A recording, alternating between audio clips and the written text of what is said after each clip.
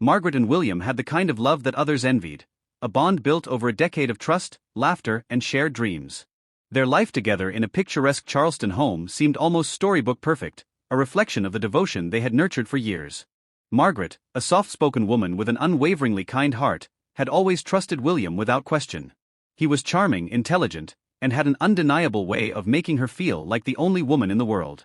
His career as a successful architect demanded long hours, but he never failed to reassure her that she was his greatest priority. Yet love, no matter how deep, is sometimes not enough to shield against secrets. Lately, Margaret had begun to sense an unsettling shift in William's behavior. He had grown distant, his eyes clouded with thoughts she could not decipher.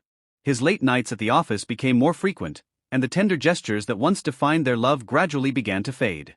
It was not merely his absence that troubled her, it was the change in his demeanor.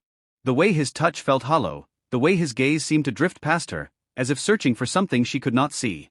And then there was his phone, always within reach, always guarded, as though it held something too precious to share. A sinking feeling settled in her chest, but she pushed it away. Doubt was a dangerous seed. Once planted, it could unravel everything they had built. And she wasn't ready for that.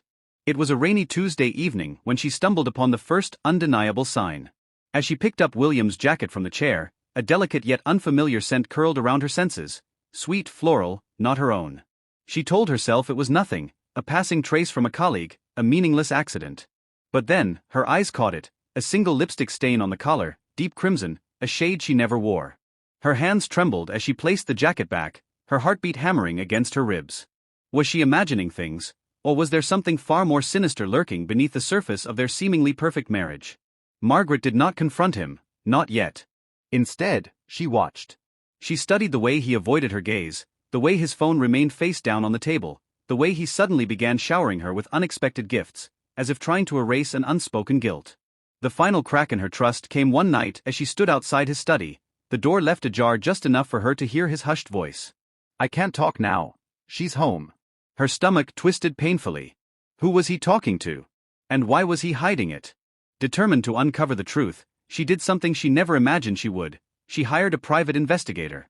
The decision filled her with guilt, but the agony of uncertainty was far worse. Days passed in unbearable silence, each moment stretching into eternity, until the report finally arrived. The photographs told a story she could no longer ignore. William, her William, holding another woman. Embracing her. Kissing her. The woman, Eleanor, was someone from his past, someone he had sworn was no longer part of his life. But the images proved otherwise. He had lied. Margaret's world shattered in an instant. That evening, when William walked through the door, he found her standing in the dim glow of the living room, clutching the photographs with trembling fingers. Her voice, when she spoke, was eerily calm, but her eyes burned with a storm of betrayal. "Who is she?" William froze, his face draining of color. "Margaret, I can explain." "No." She cut him off, her voice cracking, raw with the weight of 1,000 broken promises. "No more lies."